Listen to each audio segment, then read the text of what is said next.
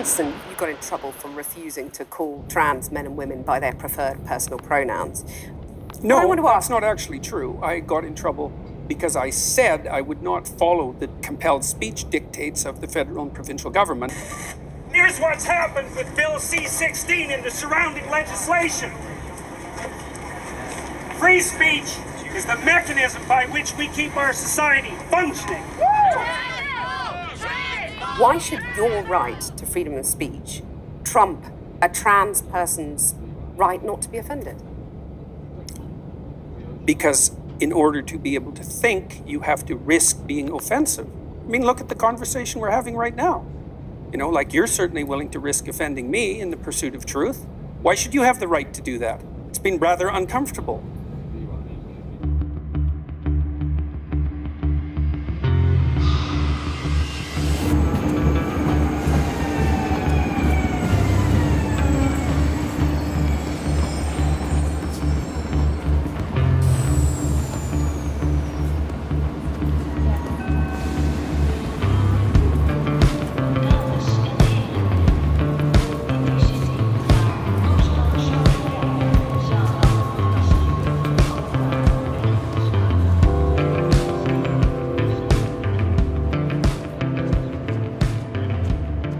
Jordan Peterson, dat is die Canadese denker uit Toronto. Die is hier een paar dagen. Maar hij is wel een controverse. Hij schudt wel een beetje aan de boom, zeg maar, ja. Van de politieke correctheid. En het gesprek gaat over zijn nieuwe boek? Zijn nieuwe boek, ja. 12 Rules for Life. Hallo, nice to meet you, Marijn, Poels. Now, are you coming in or are we going somewhere? Hi. You're coming in? Oh, well, that simplifies He's the life. creative and he really liked the idea of the boat. So. Okay. Ja. Dus... Yeah. It's easy. No. How are you doing? I'm good. Yeah? How are you? Oh, very good, yeah. Good. Ik wil één beeld hebben dat ik hem in ieder geval een klein beetje van voren heb. Yeah, okay. And you can tell We're me not what you're up yet. to. Yeah, yes. Yeah, well, that's the thing. Okay. Right, exactly. Would you like to talk also about the book? Because Sure, yeah. Be fun to talk about this getting to the bottom of things idea, though, too, because it's such a problem, because people don't understand that a huge part of the problem in any discussion is figuring out what the discussion is about. A huge part of the issue is what the hell's the issue, right? Yes. So where is this path taking you the next few years?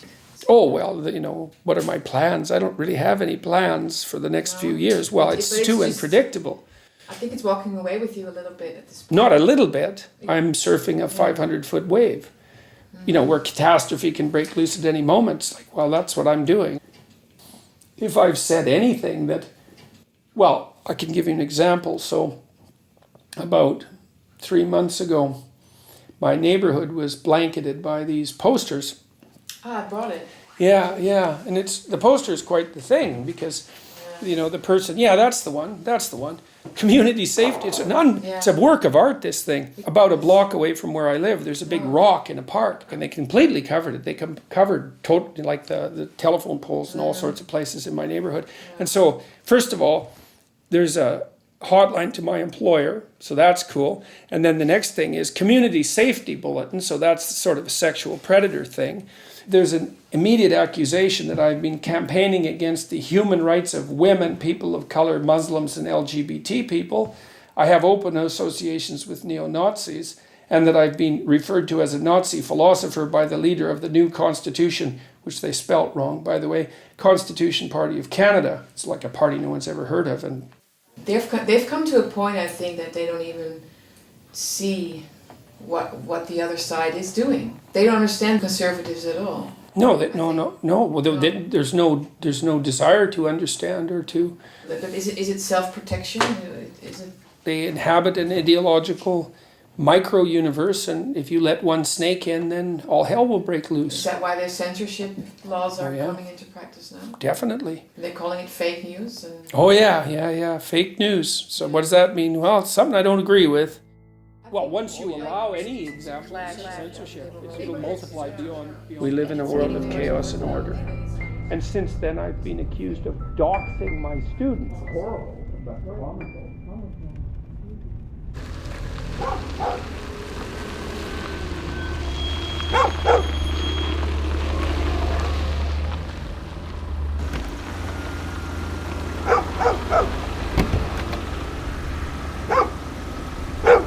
schön. Schönen Tag noch, ja.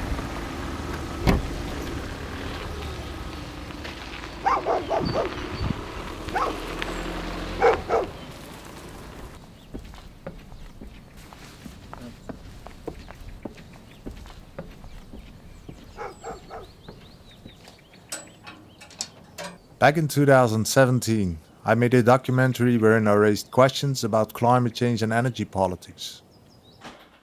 I noticed that even asking questions makes you a suspect.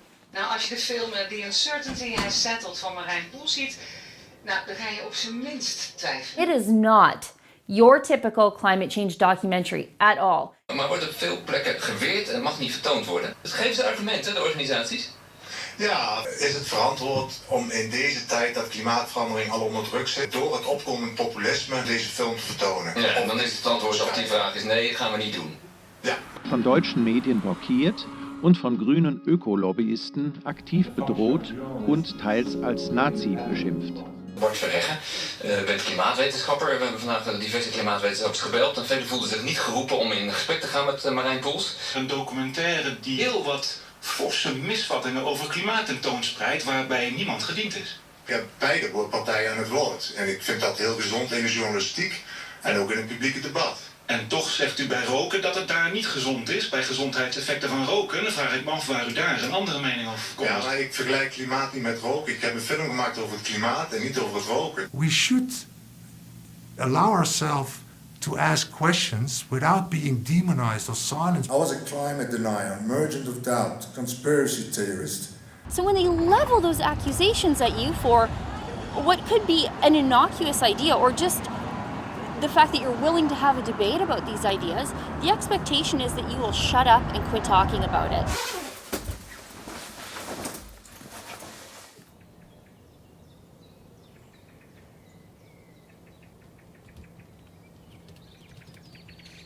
Is the rising tide of political correctness reining in the right to say what you think? It was in this lecture hall at a university in Bristol where Jacob Rees-Mogg was due to give a fairly routine talk to students. But just minutes after he started speaking, a group of protesters came into the back of the hall here and tried to shout him down. Philosophy professor Daniel Bonnebeck, you've taught for many years a course on ethics, and you said that you can't teach it anymore. Why? I found that certain issues have become such hot potatoes, it's impossible to do that any longer. People really want to shut down discussion, want to shut down debate, don't want to hear arguments on the other side. Der Streit, was politisch korrekt ist und wo man was sagen darf, ist in Gewalt eskaliert. André Poggenburg will an dem Abend über Gender Mainstreaming sprechen. Die Studierenden empfinden solche Ansichten als menschenfeindlich, wollen verhindern, dass er überhaupt zu Wort kommen kann.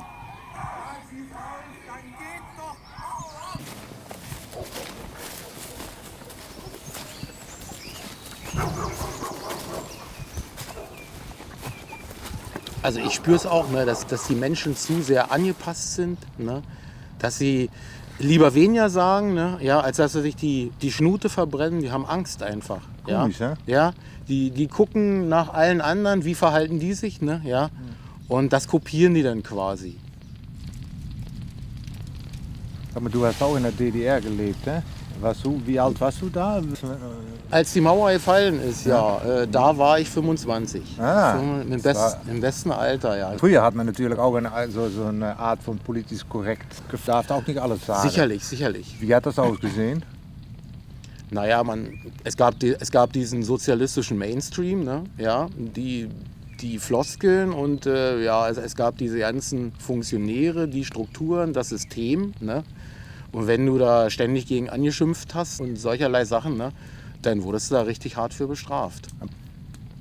Hast du noch Onkels, die der DDR-Zeit bewusst erlebt haben und die noch leben? Ja. Fällt mir einer ein, der lebt in Rochow, ne? Onkel Helmut. Ah ja. Der kann ja richtig tolle Geschichten erzählen. Ja, cool.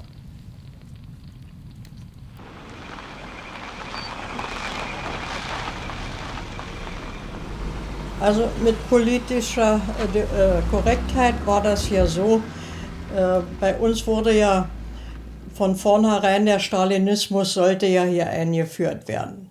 Die Russen wollten ihre Politik hier bei uns Oder haben sie auch eingebracht. Ist ja alles nach russischem Muster hier umgestaltet worden. Du bist ja mit allen Menschen, Proletarier aller Menschen vereinigt euch. Am besten war es, man hat sich immer überlegt, was man sagt. Denn es gab überall Spitzel, die aufgepasst haben, was man gesagt hat. Hier drüben in dem Haus haben sie mal gesessen und haben uns fotografiert. Das rechte Fenster da. Ja. Das war aufgeklappt und eine alte Gardine dran. Und ich halte hier war ja kein Fußweg, halte mit meinem LKW hier an und steige aus und da sehe ich, dass die Gardine da drüben wackelt. Ja? Und ich denke, was ist denn da? Da wohnt doch sonst ja keiner. Die alten Leute waren gestorben und die jungen Leute wollten reinziehen, die das geerbt haben. Und ich gehe dichter ran, nur konnte ich das Stativ sehen, dass das hier hinter der Gardine stand. Es ist ja viel Spitze, ja. Und ich habe bloß 380 Seiten Stasi-Bericht über meine Vergangenheit lesen können. Das hast du gelesen? Ja. Wir konnten uns immer denken, wer welchen Bericht geschrieben hat. Ne? Ja. Und das waren hauptsächlich die Leute, die alle... auf uns neidisch waren. Naja, nicht neidisch, aber die einen Posten hatten. Die mussten irgendwie mitarbeiten. Sonst hättest du den Posten nicht gekriegt, wo du nicht arbeiten brauchte. Und nun habe ich mich da einfach, war so ein Sims, so, wo du dich raufstellen konntest. Ja, da siehst du ja, wo die Zementsteine aufhören, da konnte man sich so raufstellen. Und ich gleich rangesprungen, Tür auf, Fenster aufgedrückt und als Stativ gefasst und gezogen. Und da kam so ein Bulle da raus und noch ein anderer, die lagen unter das Fenster an, hatten geschnarcht. Die lagen morgens, weil es so warm war, haben die geschnarcht, wer da an Stativ zieht, ja. Aber du hast die wirklich beschimpft. Ja, wie richtig, ihr Schwäne, ihr Tarediebe, habe ich gesagt.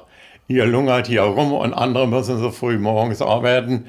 Ich sollen sie zum Teufel jagen, habe ich gesagt.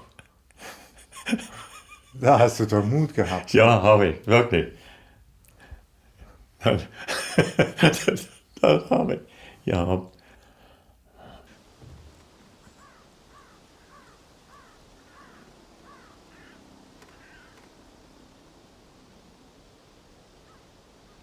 Could it be that civilians and the lack of freedom of opinion never actually disappeared,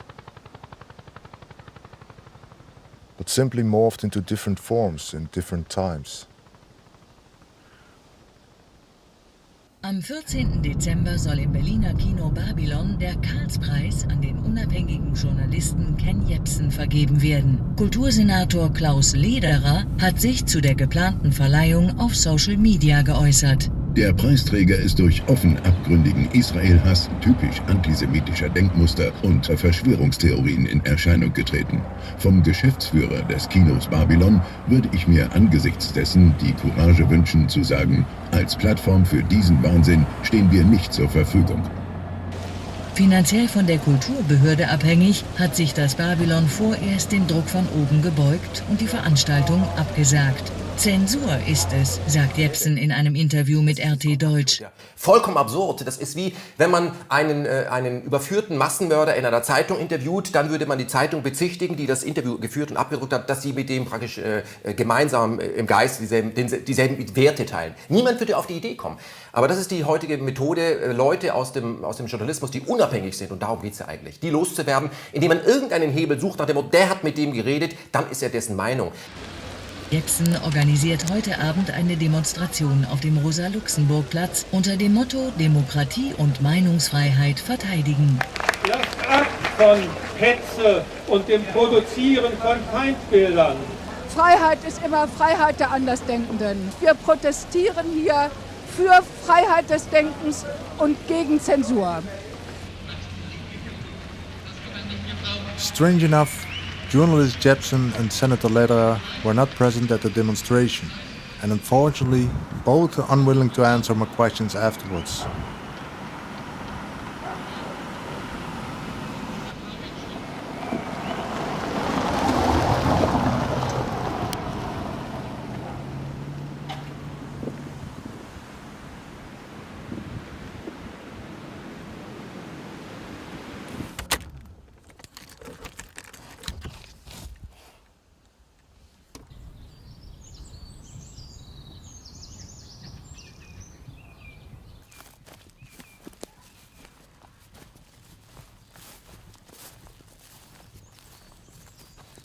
Hallo Dirk, ganz kurz eine Frage. Du hast damals das Buch Showdown geschrieben, womit manche reguläre Medien dich sofort in eine bestimmte Ecke gestellt haben, oder? Bist du derzeit in Frankfurt? Was ist das für ein Mechanismus? Jetzt muss man sich reinversetzen in einen Journalisten, der was geschrieben hat, und ich behaupte jetzt das Gegenteil. Dann ist natürlich die logische Konsequenz, dass dieser Journalist sofort eine Aversion gegen das hat, was ich tue, weil er sagt, Moment mal, ich habe das geschrieben, weil ich der Meinung war, dass das so richtig ist. Jetzt behauptet er was anderes. Das heißt, selbst wenn meine Argumente richtig sind, der kommt aus der Ecke gar nicht mehr raus. Weil er müsste dann ja eingestehen, dass er damals Unsinn geschrieben hat, was Falsches geschrieben hat. Und dazu ist kaum einer bereit. Deshalb verteidigt man dann seine Meinung, die man hatte, möglichst lange. Das war ein ganz typisches Beispiel, als wir es um die Ukraine hatten. Da war von Beginn an sofort die Meinungshoheit von natürlich entsprechenden Interessengruppen. Wir hatten auch vom Westen ein massives Interesse daran, die Entwicklung in der Ukraine zu beeinflussen, den Umschluss herbeizuführen, diese Revolution herbeizuführen, zu unterstützen. Das sind auch keine Verschwörungstheorien, sondern die Dinge sind faktisch bekannt. Victoria Nuland hat selbst gesagt, wir haben $5 Milliarden in den Umbau, in die Veränderung in der Ukraine gesteckt, in den Umsturz gesteckt, in die Vorbereitung dazu gesteckt. Also das ist heute selbstverständlich, dass der Westen hier massiven Einfluss genommen hat. Aber in der ersten Phase war das nicht für jeden klar. Da war es der böse Russe, weil natürlich, klar, die westlichen Thinktanks, die diese Dinge angestoßen haben, die Machtgruppen hinter den Kulissen, haben natürlich sofort die Meinungshoheit besetzt über ihre Medien, auf die sie Zugriff haben, und haben sofort klargestellt, wie die Sichtweise zu sein hat. Die meisten Journalisten sind sofort darauf angesprungen, oh ja, der böse Russe, und haben entsprechend sich positioniert. Wenn jetzt in den Folgezeit rauskommt, in den Wochen, Monaten danach, dass es da noch eine zweite Story zu gibt, dass die Schüsse auf den Maidan offenkundig doch von anderen abgegeben worden sind, als von denen, wie es ursprünglich gesagt wurde, dann habe ich jetzt als Journalist ein Problem, weil ich habe mich ganz klar aggressiv positioniert und müsste meinen Lesern jetzt sagen, was ich euch damals erzählt habe, stimmt gar nicht. Also verteidigt man seine einmal eingeschlagene Linie, solange es irgendwie geht. Und das nimmt manchmal Strukturen an, die skurril werden, wenn man sieht, wie ein Journalist dann bis zur letzten Patrone, wenn man das in dem Fall sagen darf, bis zur letzten Patrone gegen jeden Sinn und Verstand noch die damals geäußerte Meinung vertritt, obwohl es längst widerlegt ist, dass es so nicht war. Es ist naiv anzunehmen, dass die großen, einflussreichen Medien in ihrer Masse völlig frei sind und tun, was sie wollen. Die sind massiv eingebunden in die Machtstrukturen. Und das passiert natürlich auch in anderen Bereichen, wo es für die Politik sehr, sehr wichtig ist. Dann nimmt man die Medien in die Verantwortung, die Chefredakteure, die Verlagsleiter. Und die sagen der Politik dann zu, naja, das kann man nachvollziehen. Wir haben natürlich unseren freien Journalismus, aber wir werden sehen, dass wir hier nicht in die falsche Richtung. Und dann gehen die runter und sagen, ich habe der Kanzlerin zugesagt, dass wir hier uns zurückhalten, dass wir das hier nicht negativ machen. Wer jetzt nicht finanziell hochgestellt ist, und welcher Journalist ist das schon, der muss sich genau überlegen, riskiere ich für eine Story, für einen Artikel, riskiere ich meinen Job, wohl wissend, dass ich wahrscheinlich in den nächsten Jahren keinen neuen Job mehr finde.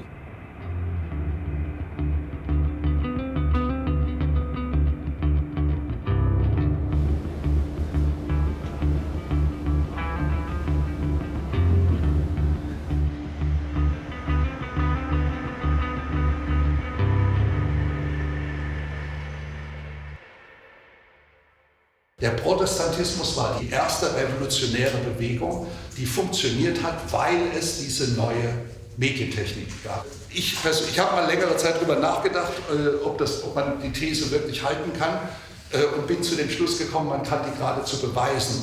Denn Hus hat im Grunde schon dasselbe verlangt und postuliert wie Luther.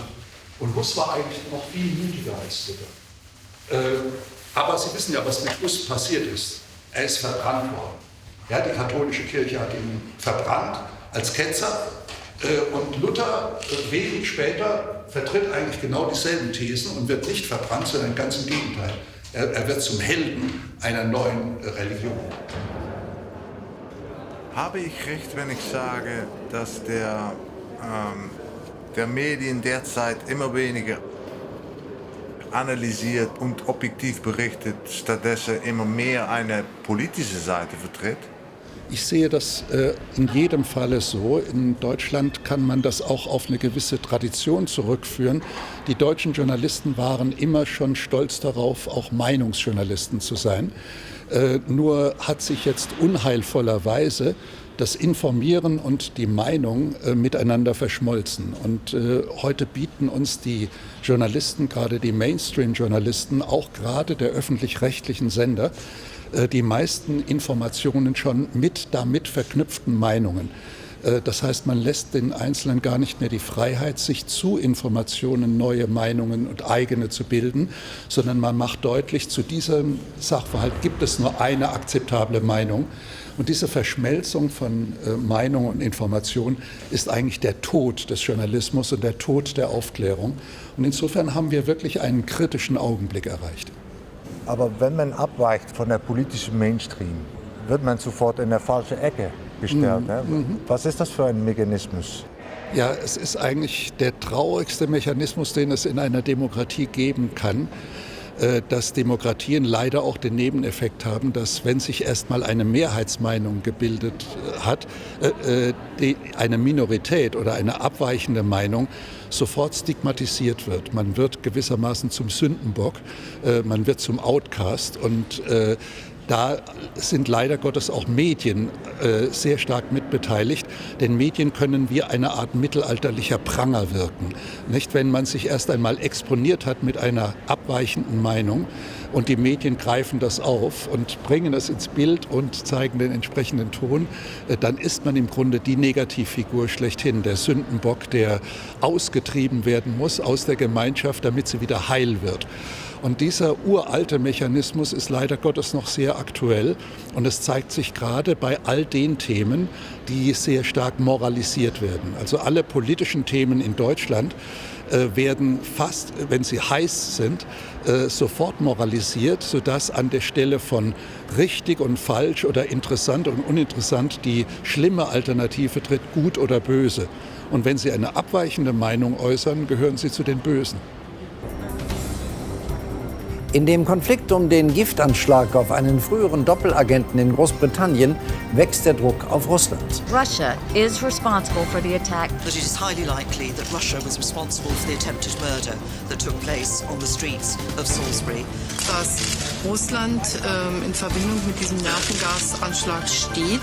De Europese Unie geeft Rusland de Schuld. So eindeutig, dass wir einfach keine andere plausible Erklärung dafür finden. Der Kalte Krieg lässt wieder grüßen. Russia has challenged the fundamental basis of international order. Muss ich Angst haben für Russland? Ja, Sie müssen. Als aufrechter Europäer müssen Sie in ständiger Angst vor dem Russen leben. Das hilft ja auch ein bisschen, die Probleme zu überdecken für eine kurze Zeit. Aus meiner Sicht ist es auch eine gute Illustration von diesem Theater des Absurden, diese Spaltung, diese Zuspitzung des Diskurses, bei dem die andere Seite, der Opponent, nicht mehr als Opponent betrachtet wird, sondern als Feind. Und dass dem Opponenten jede Legitimation per se abgesprochen wird. Oder besser noch, dass man ad hominem sofort den Opponenten persönlich attackiert, um ihm die Glaubwürdigkeit zu nehmen. Die Art und Weise, wie Russland zum Beispiel zum Fall Vergiftung des ehemaligen Ex-Agenten steht und was die Russen dazu sagen. Das Außenamt, der Präsident, die haben sich dazu auch ziemlich detailliert und argumentativ geäußert. Und diese Reaktionen berichten wir auch unverkürzt. Russland ist ja ein nicht unwesentlicher Akteur auf der internationalen Szene. Deswegen, es wäre doch absurd zu unterstellen, dass die Russen jetzt kein Recht auf ihren Standpunkt haben, dass dieser Standpunkt auch unverkürzt und 1:1 originär auch in die Welt getragen wird. Tensions between Western societies and Russia bring about the flow of fake news that aim to weaken the European Union. The Russia today is capable of conducting information war against the whole Western world, to conquer and to grow an audience in order to make use of this audience in critical moments. Kremlin-produced propaganda flushed over across the continent. Mr. Putin is a gangster that runs a gangster state. Most European hotels are showing, among ordinary channels, also the TV channel Russia Today. It must be defeated, disclosed, and we must tell them, we will win and you will lose. Mr. McAllister talked about Russia Today. Well, Russia Today gave UKIP a voice in the days when we couldn't get it on the BBC. So perhaps they are defending freedom, and a freedom you lot want to close down.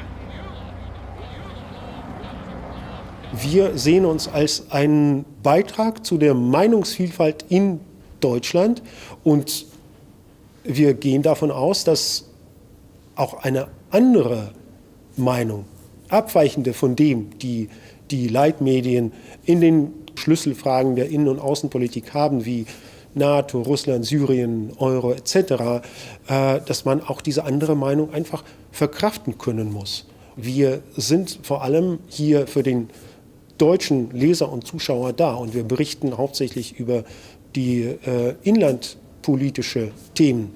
Aber sofern relevant, dass dafür stehen wir, berichten wir auch darüber, wie die russische Perspektive zu den einzelnen Themen des internationalen Geschehens ist. Bei welcher Frage auch immer, ob Klimawandel oder der Euro, ob eben die NATO oder Syrien, dass da es nur eine Wahrheit gibt und diese Wahrheit gilt sozusagen dem Zuschauer, dem Leser ins Bewusstsein eingehämmert.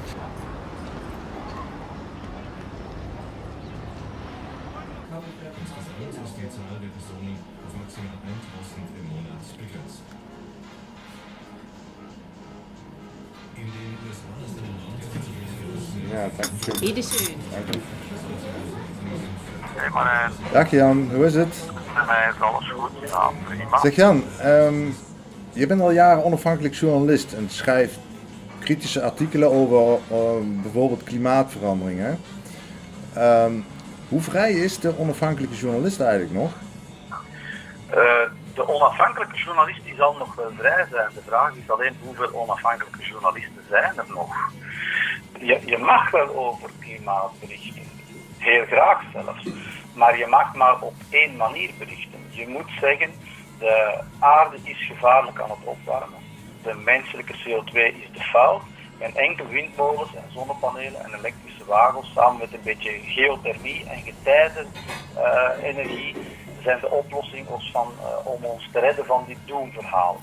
Als je dat stramien volgt, dan mag je schrijven wat je wil. Als je een opmerking maakt en je zegt, ja, maar zo gaat dat niet gaan, ik ben daar niet tegen, maar laten we toch eens een eerlijke rekening maken. Oh nee. Wat zijn de consequenties dan voor de journalist die toch kritisch over bijvoorbeeld klimaatverandering schrijft? Dat je in de gevestigde media niet aan de bak komt. Zo eenvoudig is dat. Men volgt je wel, want alle redacties in België kennen mij.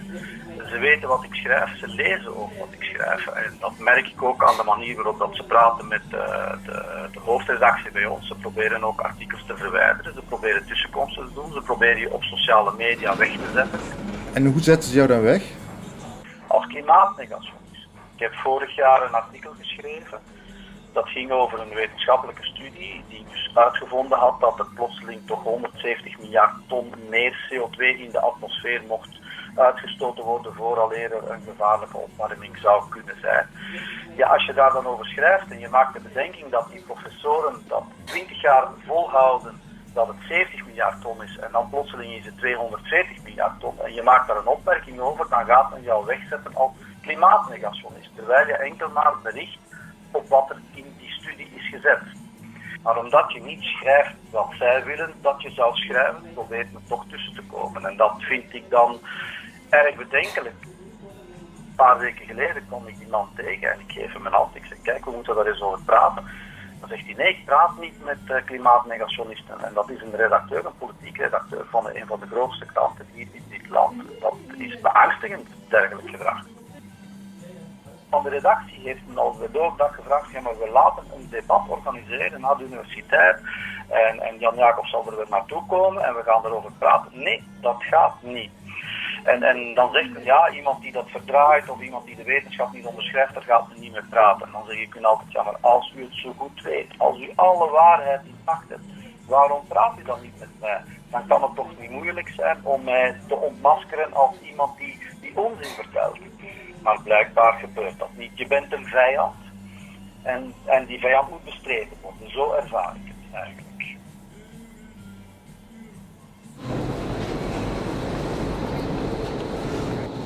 Sie glauben ernsthaft, dass sie uns retten vor dem Faschismus oder vor dem Neofaschismus und.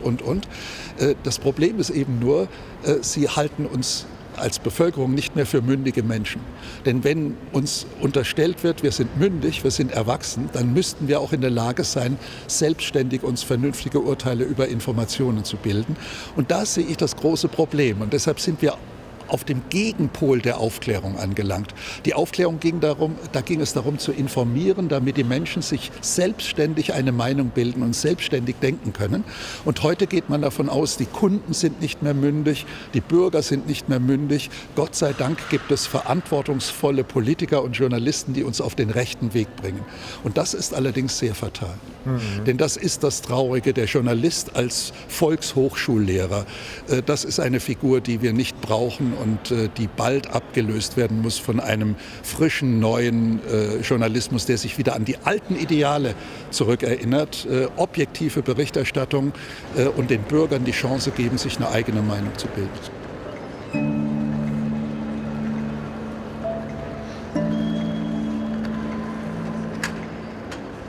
Schönen guten Morgen, Frau Müller.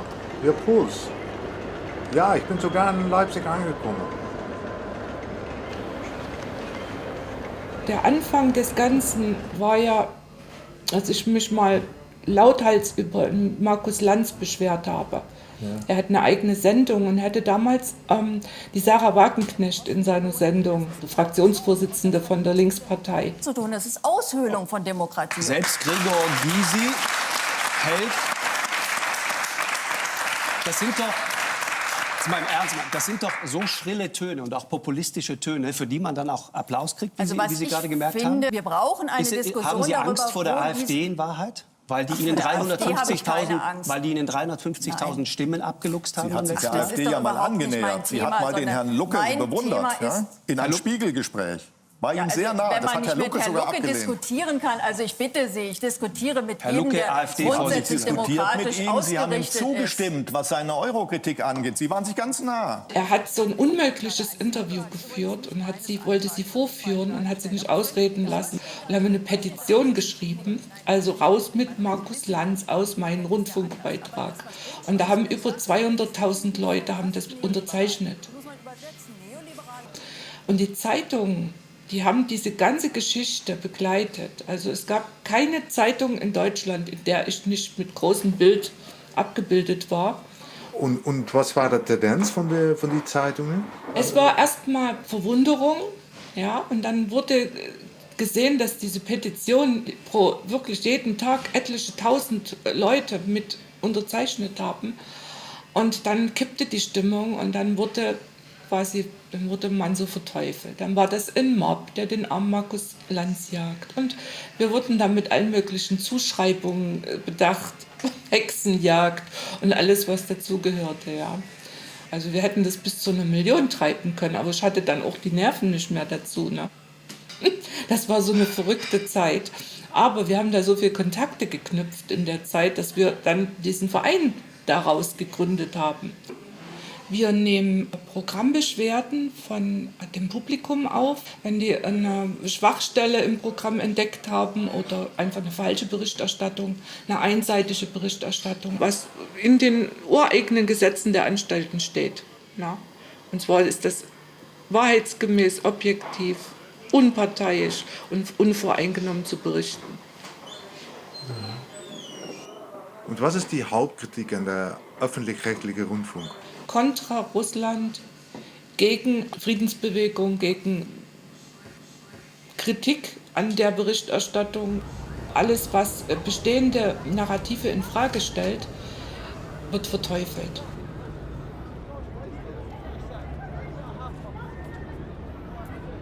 Man darf durchaus an professionelle Journalisten appellieren und sagen, erinnert euch daran, woher ihr kommt. Ihr wart mal die Speerspitze der Aufklärung und jetzt seid ihr wirklich zu traurigen Manipulatoren eines scheinbar fehlgeleiteten Volkes geworden. Erinnert euch zurück, was Journalismus hieß und was euch stolz gemacht hat.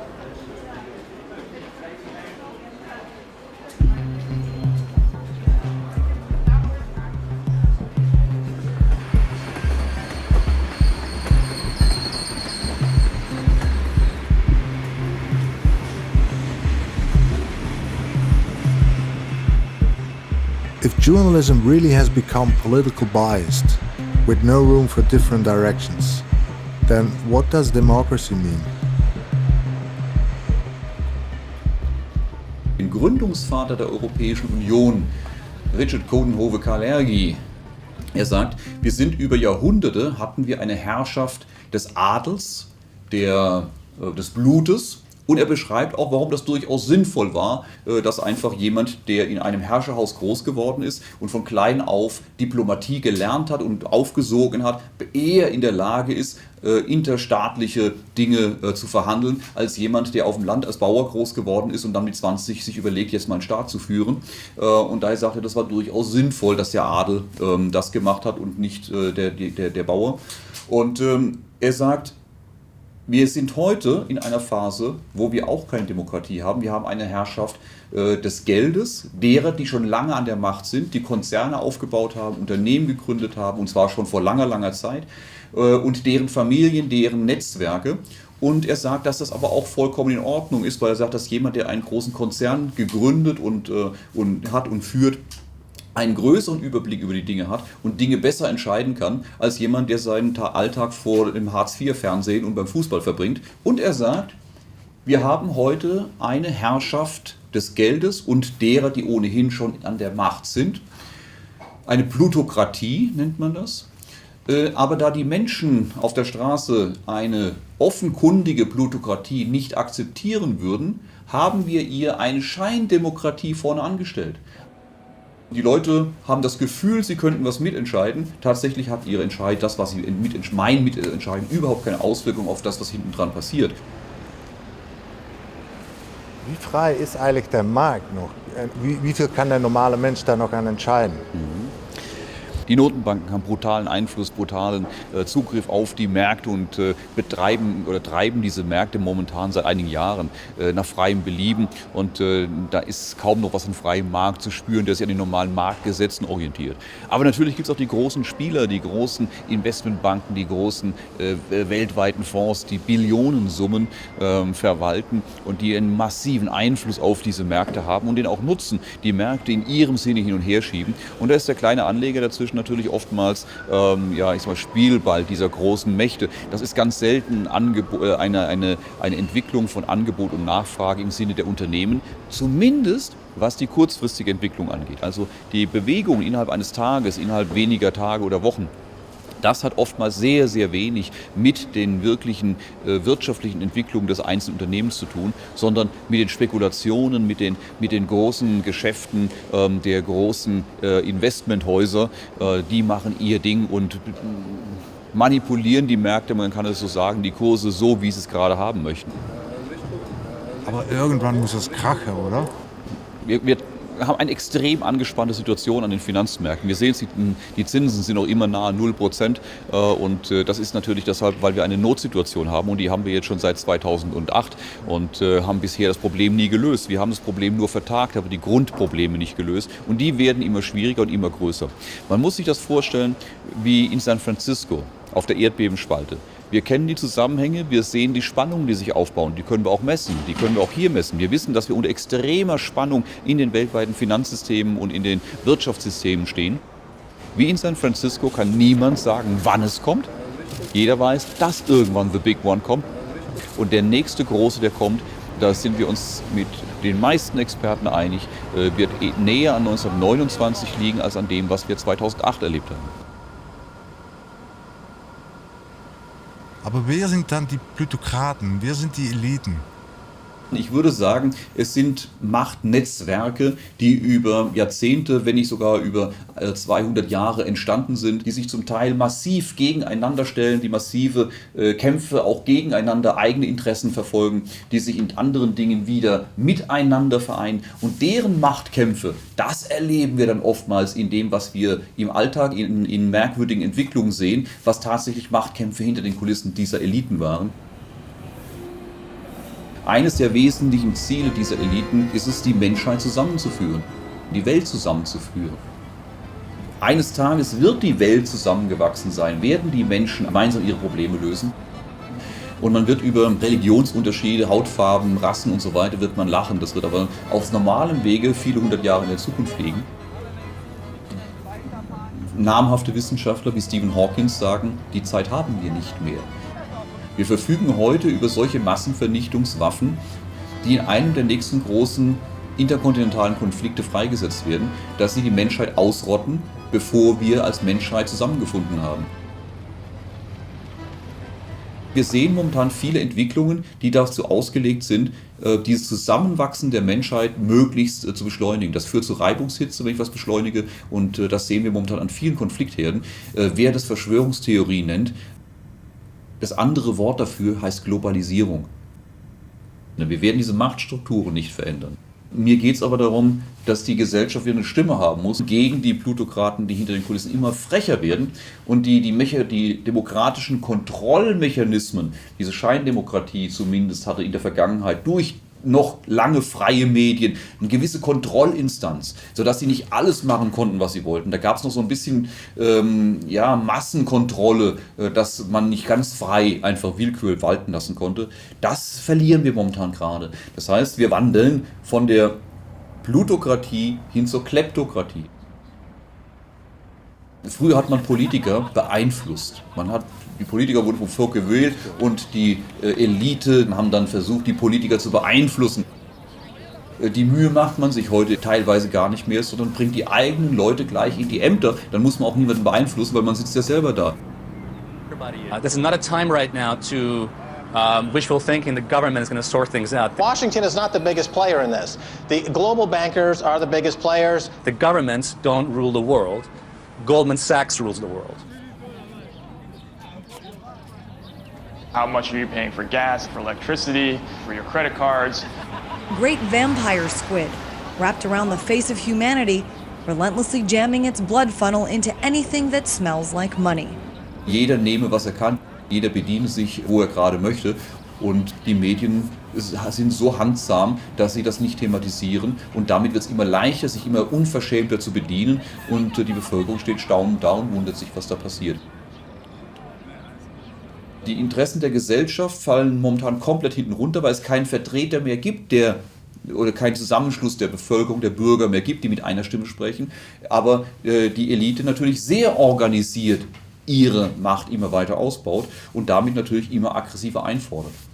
Wir bräuchten wieder eine Basis der Bürger, die sich zusammenschließt oder die sich zusammennimmt, um mit einer Stimme zu sprechen. Aber das wird, wo immer es sich gründet, sofort unterbunden, sofort sehr, sehr mit raffinierten Methoden wieder auseinanderdividiert. Man sorgt dafür, dass die Bevölkerung sich aufsplittet in rechts und links und halblinks und sich gegenseitig ständig in Schach hält. Und die Bürger akzeptieren das. Da wettern dann die Linken gegen die Rechten und die gegen die. Und anstatt dass die sich zusammentun und sagen, Moment mal, es geht nicht zwischen horizontal rechts gegen links, es geht um vertikal, es geht gegen unten gegen oben. Es geht uns als Masse der Gesellschaft gegen die Elite. Und zwar nicht konfrontativ, sondern als Ausgleich. Wir möchten unsere Interessen wahrgenommen werden. Und zwar die Interessen und der gesamten Bandbreite, von rechts nach links. Die Masse ist natürlich in der Mitte. Und dazu müssen wir eigentlich akzeptieren, dass wir uns zusammenführen, dass wir auch Gespräche führen dürfen über sämtliche Stoßrichtungen einer Gesellschaft.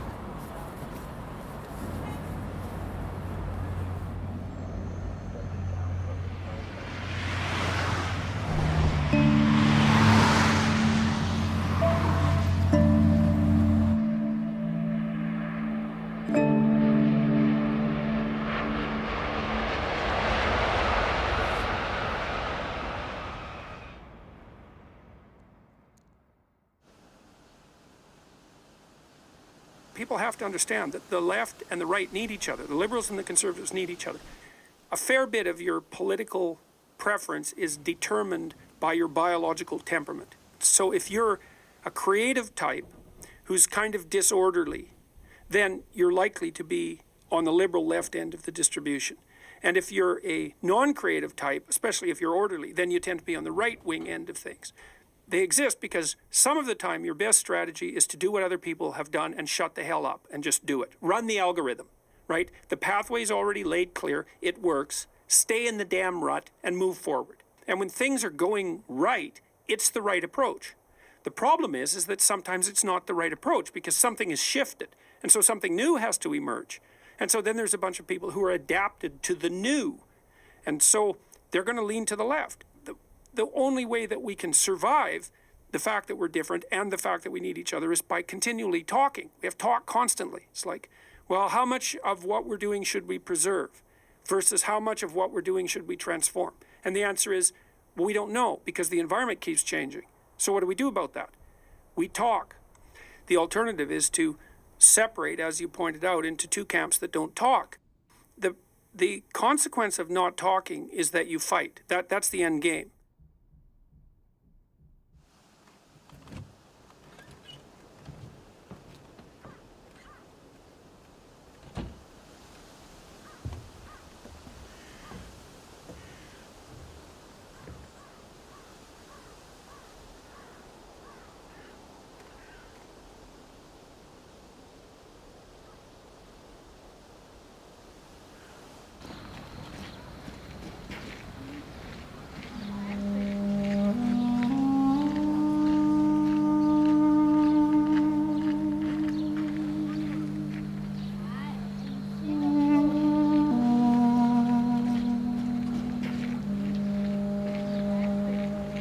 Was erinnern wir hier eigentlich?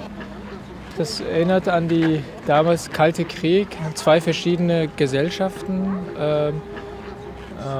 Trennung von im Grunde ein Volk, aber dann doch am Ende zwei verschiedene Völker dann hat man daraus gemacht. Ja.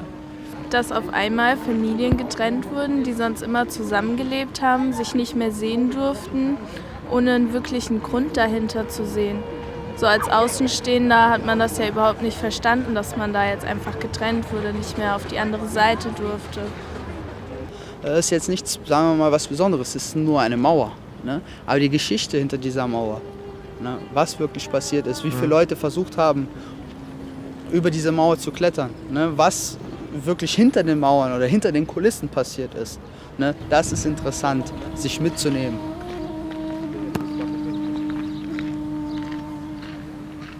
What should we learn from it? It shouldn't happen again. We need to unite and everyone is human. Das soll uns im Grunde, glaube ich, dazu zum Nachdenken geben, ne? Wie früher, also was man eventuell aus der Geschichte lernt und auch vielleicht für die Zukunft, dass so etwas nicht mehr passiert, nicht nur in Deutschland, aber auch nicht in Europa, sondern nirgendwo auf der Welt.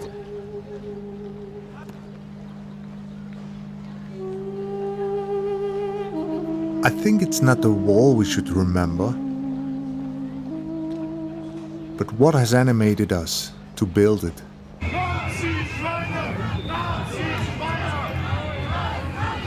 Die AfD-Politikerin Leila Bilge organisiert einen Frauenmarsch zum Kanzleramt.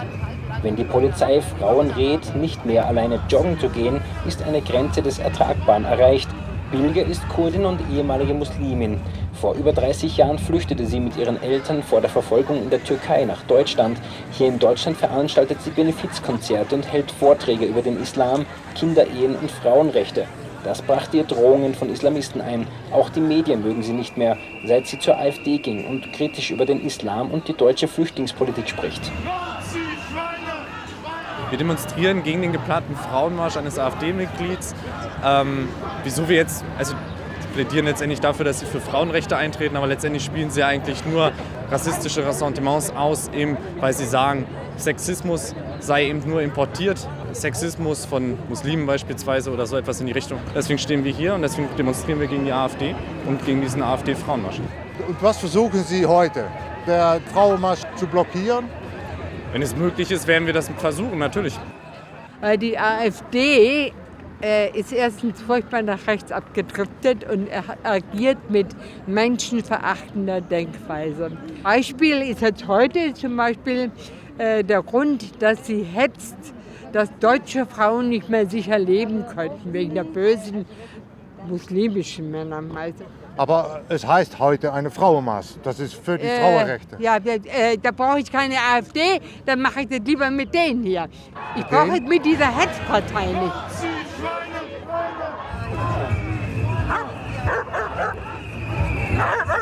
Was ist da Angst? Dass wir halt einfach nicht wollen, dass der Feminismus, der ja schon immer ein linkes Thema war, für so etwas instrumentalisiert wird. Und deswegen stehen wir heute hier mit sehr vielen Verbänden, mit antifaschistischen Verbänden, mit linken Verbänden, aber auch mit vielen Frauenverbänden und mit vielen feministischen Gruppen. Aber komischerweise ist das natürlich eine Frauenmarsch für die Frauenrechte. Ja, das ist der Vorwand, aber er ist ja gar nicht für die Frauenrechte, wenn man sich das genau anguckt, sondern nur gegen Geflüchtete. Entschuldigung, ich muss leider losgehen, aber schönen Tag noch. Danke.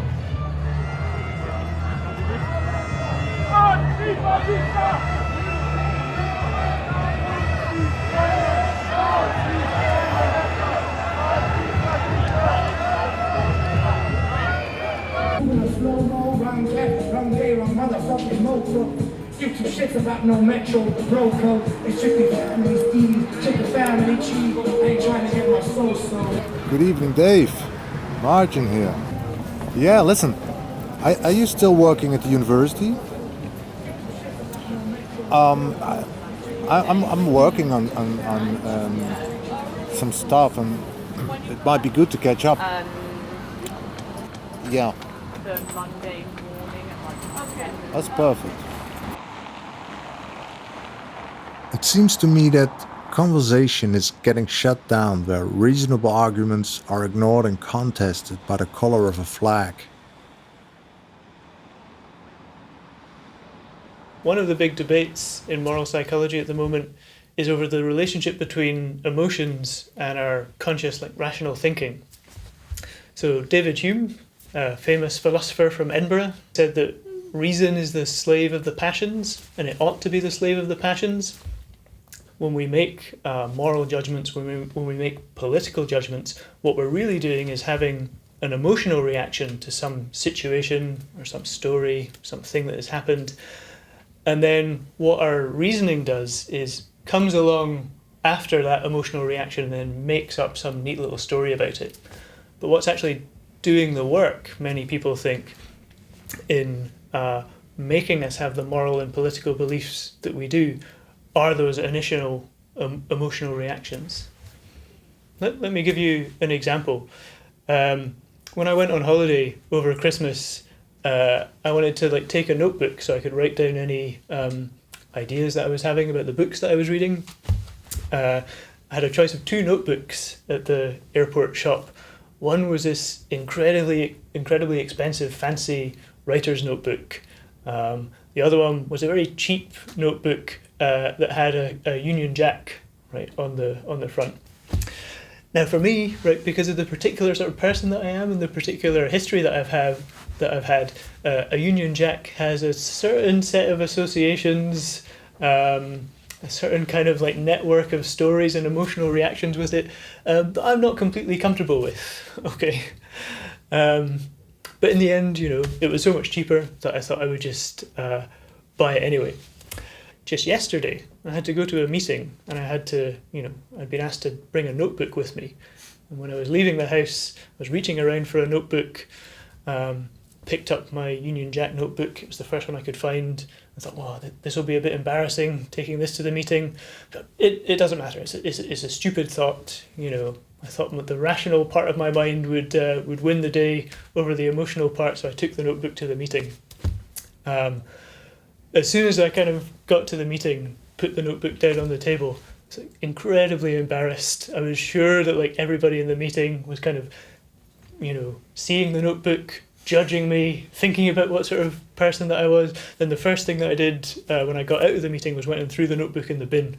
I can't carry that around anymore. I can't be seen with that. Okay, so what's going on there, is just this kind of really deeply ingrained set of like emotional associations that I have with this particular symbol, right? The Union Jack, the British flag, that I'm not comfortable with. I couldn't even articulate those assumptions for you. I couldn't tell you exactly what they are. You know, I could have a go, but it wouldn't accurately capture, you know, how deep those associations are, you know, deep enough to kind of make me throw a perfectly good notebook in the bin. Okay, just an illustration of the way in which somebody's life story, the sorts of people that they've been interacting with, the sorts of communities that they've been a part of, the history of their sort of emotional life and emotional engagement can make it that sort of perfectly kind of innocuous words or symbols or concepts that it seems like everybody should be able to agree on can be like really, really sharply divisive. What happened when a certain paradigm is under attack?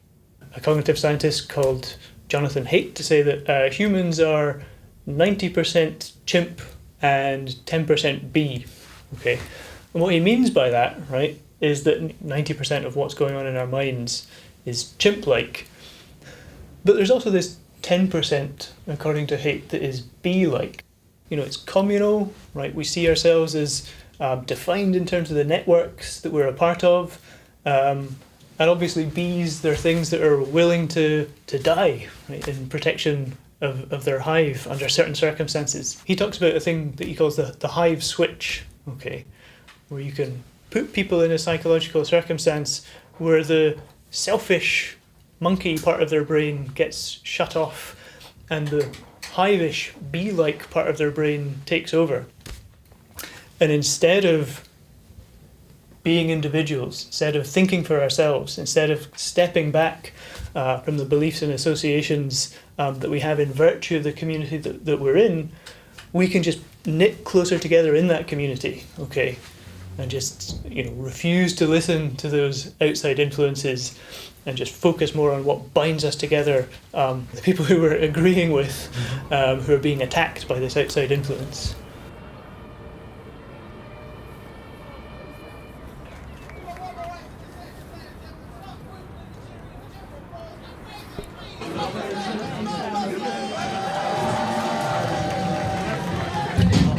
Hey, monkey girl. How we doing? Everybody smiling? We're doing good energy, guys. I like that. Right where I like it, near dead. That's perfect. I like being here in Edinburgh, man. There's nice people here. Cause I was in Glasgow the other day. Got a place in city centre, and I was woken up the other night because a adventurous couple was having sex against my van. My first thought was like, it's an old van, but at the same time, I was also sleeping in it at the time. It's really hard to ignore that, you know? When I look at the political or the public debate, it's quite influenced by political correctness. How is that influencing comedy? People now broadcast everything about them is, I have a Facebook page, a Twitter, and Instagram. I want people to understand me. I guess there's a term, I don't particularly like it, called snowflake, which where everyone has to be treated individually, and I think that culture has developed a quite a high level of people actively taking offence, and that I'd say is affecting comedy, because everybody insulates themselves, and if they have to step outside of that, they don't like it. They feel uncomfortable, so they go, I take offence at that. I take offence. It is because increasingly people are insulating themselves from debates.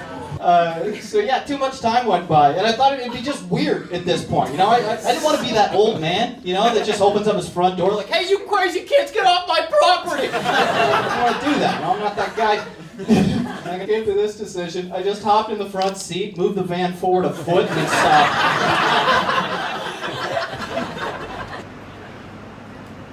I did a joke that offended a fellow Canadian, actually. She was offended by it, and she was a comic herself, which kind of bothered me a little bit. And since then, it's I don't know if it's a good thing or a bad thing, but I've second-guessed a lot of things that I've said, because when someone calls you, like a racist, it's that hits hard. But when you come into a comedy club, you're coming to our house, so you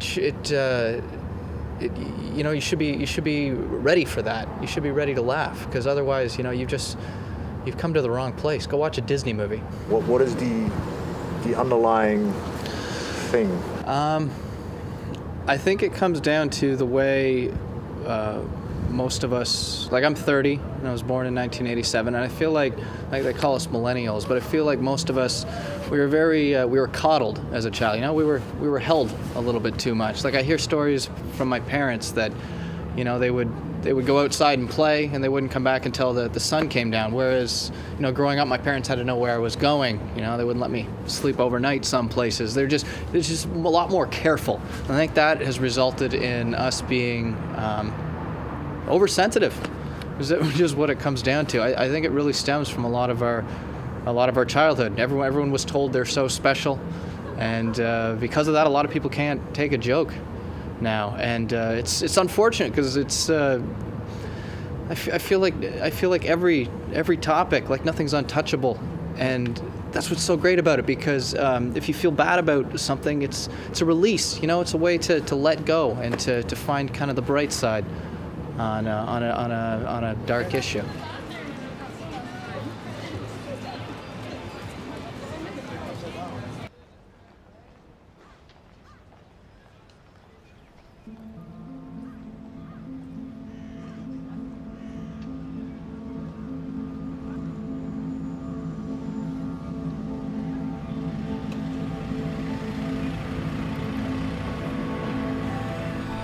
Do you believe that we should give those who think extremely different a stage to proclaim their perspective or views? Yes. Why? Because I think the most important thing in trying to come to a balance of views where we can agree with each other and understand each other is to cultivate this ability to listen sympathetically to what other people have to say and to try and understand where they might be coming from. So one of the things that I mentioned before is this kind of distinction between thinking on the one hand and feeling on the other hand, and the ways in which actually, if you kind of look at our psychology, thinking and feeling are really kind of messed up together, right? You can't really pull them apart. So I think what we need to do when we're confronted with views that seem very alien or confusing or upsetting to us is to actually try and engage with those views and engage with the people who hold those views. And the key to doing that is to give them some kind of platform or some kind of way that they can interact with us as people. And that's what's going to make it easier for us to get a sense of where, you know, emotionally, right, where those kind of views that they have are coming from and how they're motivated. And I think that's the only way that you can build any kind of consensus, or that you can get these really polarizing viewpoints to engage with each other or do anything with each other at all.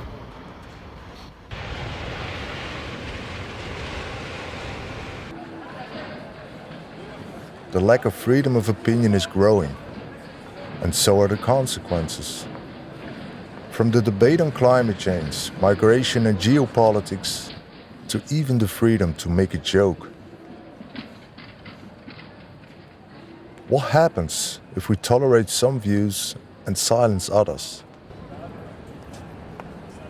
Breaking news from Norway, where there has been a terrifying attack. Man dressed as a police officer opened fire at a youth camp. The death toll on the island has been revised up significantly. 84 people were killed at that youth camp on an island outside Oslo. He pulled out a handgun and opened fire at everyone in sight. Police have identified the shooter as a 32-year-old Norwegian and Christian fundamentalist. State television has identified him as Anders Behring Breivik. Online, he expressed right-wing and anti-Muslim views.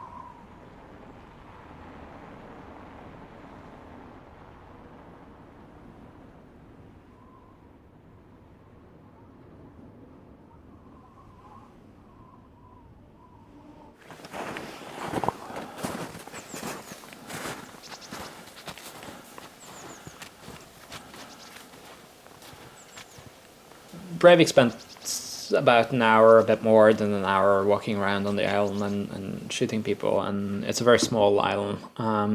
And basically, I hid in the forest for quite some time, and then ended up with Breivik finding where I was hiding, and I jumped into the water that surrounds the island, and at one point while in the water I looked back to the island and saw Breivik taking aim at me and firing, and so I was devastated at that moment. I thought this was my last moment, and I was going to die now.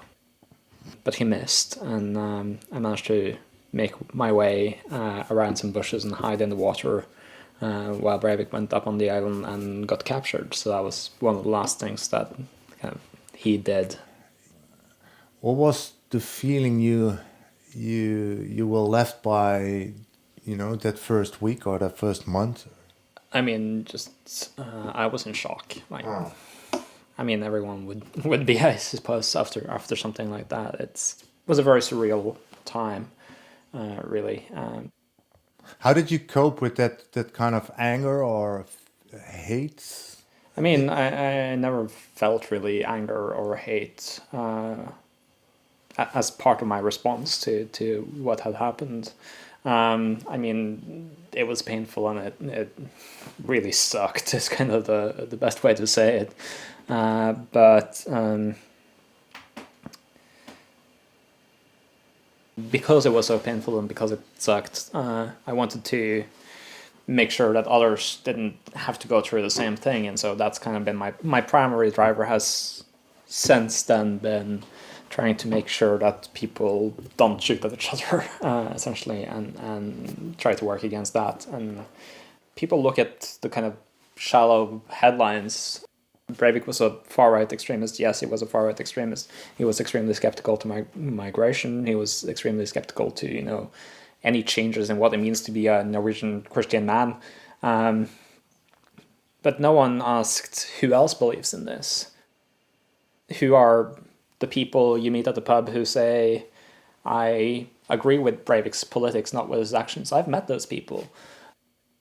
And they are there, and we need a more open discussion about that. Within Norway, a lot of the media was like, this is an extreme outlier of Norwegian society. Breivik is not one of us. And we see that every time there is a terrorist attack across Europe, there's this attempt at distancing ourselves. So like when there was an attack in Brussels at the airport, no one really spoke about the fact that the terrorists grew up in Brussels and had lived there for, however long. We failed to look at our society after Breivik attack as well and say, what made someone become like Breivik? What in our society made Breivik be Breivik? And if we fail to see that these people are here, and if we fail to have conversations with them and listening to them and seeing them and saying, you are someone we are willing to listen to, then we are failing as a society to be inclusive and include also those who might disagree with us. And that can lead to terrible frustration and people feeling isolated and feeling angry and finding no other way of expressing their anger than through violence, which is what's been happening over and over again, sadly. What in about 3 years, it's 10 years ago. Yeah. Then we were remembering the shooting at the island. Yeah. What should we remember? Remember that there are people who are extremely angry and upset with how society works. There are people who feel they are not being heard and not being seen. And I think remembering that there are these people who feel underrepresented and who don't feel that they are part of the society and community in the way the rest of us is. I think that's kind of the most important thing to remember, and try to include as many people as possible into our society and be open to listening to people who have a different experience and different worldview than what we have. People might still have weird opinions and things like that, but at least I want to disarm them and make them not shoot at each other. Well, having discussions have become so difficult in a time of political correctness, identity politics, and fear of offending, right? With fear of offending and a kind of anger against being offended and the repression that sort of comes with that. Like, I have the right not to be offended is what a lot of people are saying. And I don't think that's true. Like, you have the right to be offended. You should be grateful that you have the right to be offended. That's part of having freedom of expression. It's part of having the freedom to debate which direction we are going in as a society. So, you know, a lot of people will purely say you're wrong and your worldview is wrong and things like that, instead of being open to listening to each other and speaking to each other. Like, a large part of conversation is listening. And I think in what's been happening across media lately is everyone's gotten access to a microphone. We all have social media. We all have our outlets. And so right now we are kind of in a wave where everyone is talking, but people have forgotten to listen.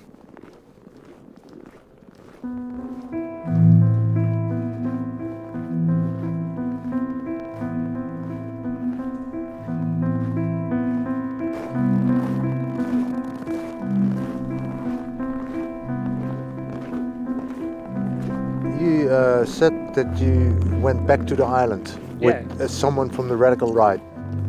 Why did you do that? I think it was important to show him the place and tell him what had happened there. So yeah, that was kind of. But why did you do that? I mean, well, to have a conversation about the hatred that drove Breivik and the things that led him to his actions, and trying to understand that better. And so I was interested in learning about what the perspectives of someone like Breivik was. And so that was part of why I brought this guy who founded the largest neo-Nazi network in the world out there. But also why I've been doing a lot of the things I've been doing since 2011, by going around and having conversations with people from the far right and having conversations with Nazi organizations, but also people from the far left and people from Islamist organizations and so forth. Like, I'm just trying to learn and listening to them, and in that process of listening to them, they often feel that this is kind of the first time someone who doesn't necessarily agree with them is willing to listen to them and have a conversation with them. how do you see the future? Where are we heading to? I don't know, but I think there is me and there's other people like me who are working to create these spaces. And even though conversation seems to be segmenting right now and conversations seem to be shutting down right now, I think that space will open up again, and we will start having more common ground for conversing. I mean, each of us have, a bit less than 100 years on this planet, I guess. And so within that space of history, a lot of different things happened. Certainly did for the last 100 years, and it certainly will for the next 100 years as well. And so I think every generation strives to leave the place a little bit better than how they found it. We don't necessarily, all of us, agree on what that looks like and what the path towards it looks like. But I think we can at least all appreciate that we are trying to strive towards the same goal of making the place a little bit better. That is a good place to start talking to each other.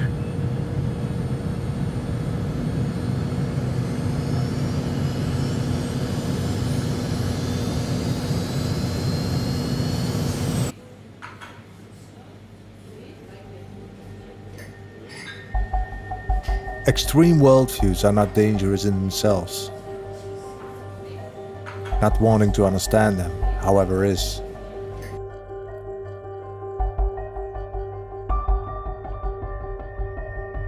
Confronting our paradigm with different views is the only walk to real progress. Even if the whole community is disagreeing in opinion, it doesn't say it's wrong.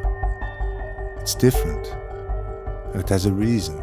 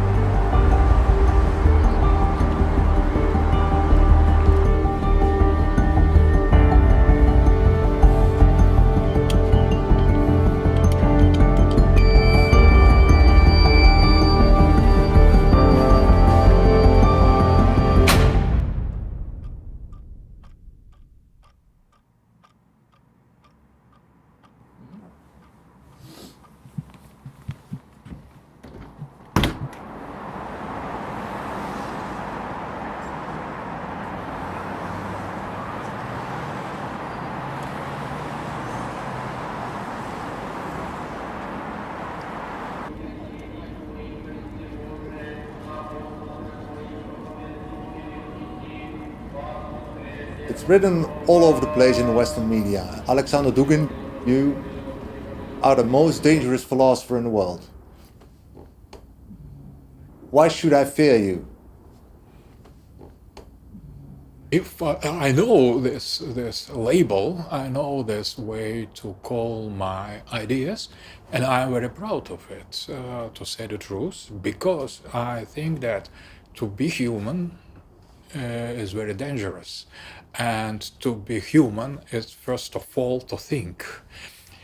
Thinking is always on the edge of the madness, because the roots of the thought are leading into a very difficult field of being. In that way, I'm not afraid to destroy the conventional wisdom. And if you go this way, you should be ready to receive the counter punch, I would say. What is your biggest threat? I'm absolutely against liberalism. I think that is the most dangerous, most threatening philosophy and ideology of history. Liberals, they say, we should destroy any kind of collective identity in favor of individual. So individual should be affirmed, that everything else should be refused. What is the danger? We are totally alienated from ourselves. We are losing our identity. Some centuries ago, we have chosen the way of technology. So we try to submit ambience and nature to our will and to our reason. So we have lost the contact with our inner being. We are totally exteriorized. We have passed to the objects from our subject. We have lost our souls. We have killed God, and after that now we are killing the man, exactly in the same way as we have killed God. We have lost spiritual interior dimension of the being. We have put everything into becoming. We have lost our identity, and now we are on the edge to be replaced by post-human species. And I think artificial intelligence, it will the last step in the same direction. That will be, and after that there will be no more humanity. Strong artificial identity is precisely a kind of simulacrum of human subjects, without this inner dimension that we are losing now. Maybe we have already lost it. The majority of our demands, of our desires, are kind of mechanical. We are already machines of consumption. In the modernity, the technological development, the progress, is considered to be a destiny. So to be something we could not change, we are obliged to follow. But that is a totalitarian way of thinking. The real liberty would consist presenting this technological way, achievement, progress, all technical expansion, free market, democracy, as a choice. Because conventional wisdom says that is a kind of the only way to go is to go in that direction. Direction is considered to be something we could not choose, and that is real and progressing totalitarianism. You are obliged to be or to become liberal, but you could not to be liberal. Do you see the phenomenon of demonizing the other view or silencing the other view? Do you see that in Russian as strong as we see it in the West? We had a very, very strong repression during communism with prohibition and oppression. And there was a kind of already acquired truth And we were obliged to follow this line. But after the end of the communism, we had almost immediately the other kind of oppression, liberal one, and that is ideological pressure. And it was very similar to communist one, because we have seen how an educational system that is implemented this ideological certainties, conventions. Okay, communism, fascism, socialism isn't working. You say liberalism is not a good idea. What should be the idea to come together? Recognize the right to have the identity to the other. So when we should not deal with one other. There are so many others. We need peace between the peoples. We need to fight for the power of the people, and we should not be caught in the trap of this hatred.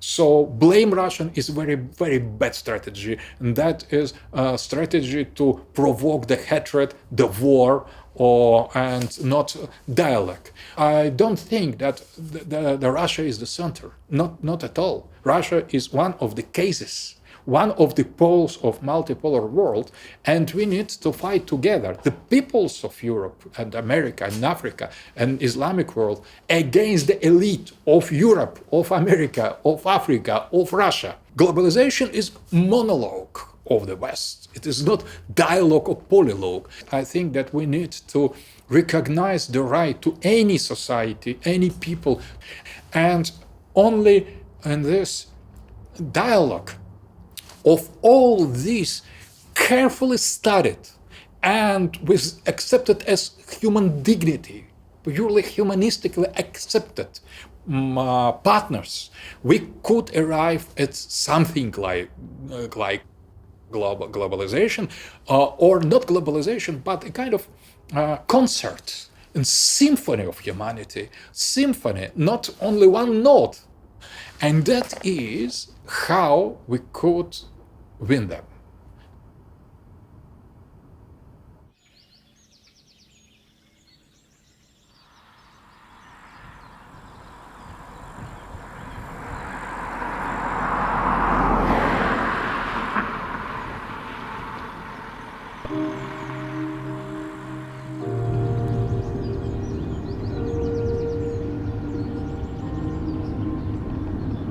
Nach 300 Metern links abbiegen.